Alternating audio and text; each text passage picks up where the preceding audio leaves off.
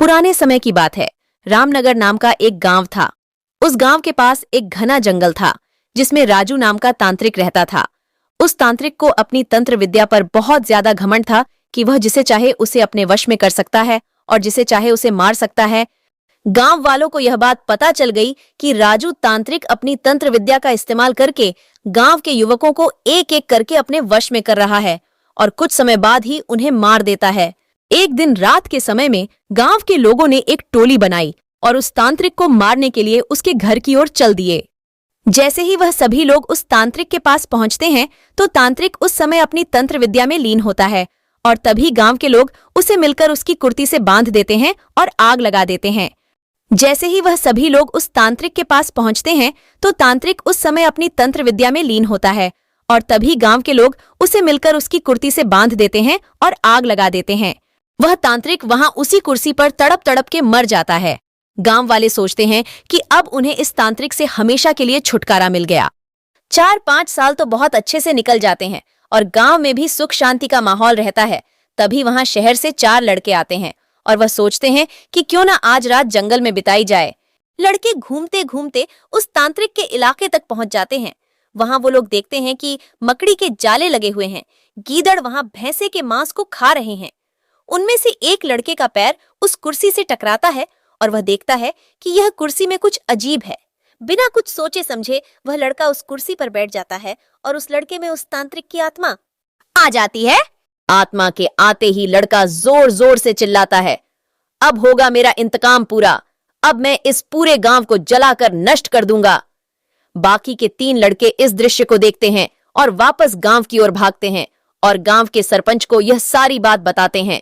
सरपंच गुस्से में आकर उन लड़कों की डंडे से पिटाई कर देता है और बोलता है कि तुम्हें किसने बोला उस जंगल में जाने को और उस कुर्सी पर जाकर बैठने को। लड़के माफी मांगते हैं और अपने दोस्त को बचाने की तरकीब पूछते हैं। सरपंच बताता है कि अगर वह लड़का उस कुर्सी पर से उठ जाए और उस कुर्सी में तुम लोग किसी तरह से आग लगा दो तो शायद तुम्हारा दोस्त उस तांत्रिक की आत्मा के चंगुल से बाहर आ जाए। इतनी ही देर में वह लड़का तांत्रिक की कुर्सी के साथ उड़ता हुआ गांव में आ जाता है। तीनों लड़के तभी एक योजना बनाते हैं और उस व्यक्ति को ढूंढते हैं जिसने पहले तांत्रिक की कुर्सी में आग लगाई थी। तीनों लड़के उस आदमी से गुजारिश करते हैं कि वह कुछ समय के लिए तांत्रिक के सामने आ जाए। वह आदमी मान जाता है और तांत्रिक के सामने आकर खड़ा हो जाता है।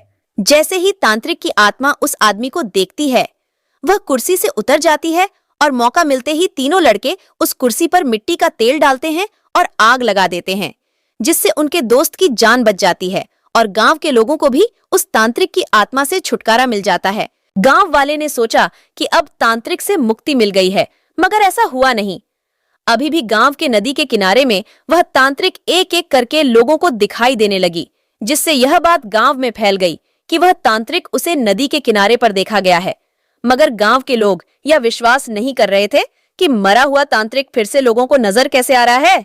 इस बात में कितनी सच्चाई है, लोगों ने इस बात की सच्चाई को जानने के लिए गांव के लोगों ने उसे नदी के किनारे जाने के लिए सोचा कि यह बात सही है या गलत, कि वह तांत्रिक नदी के किनारे में सही में दिखाई देता है या सिर्फ अफवाह है यह बात।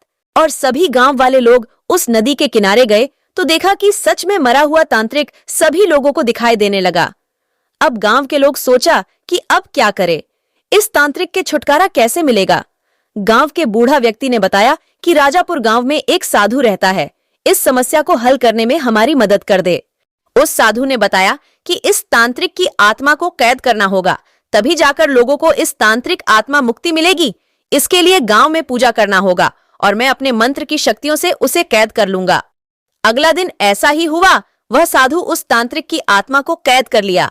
गांव पर आई समस्या टल गई और सभी गांव के लोग खुशी खुशी गांव में रहने लगे।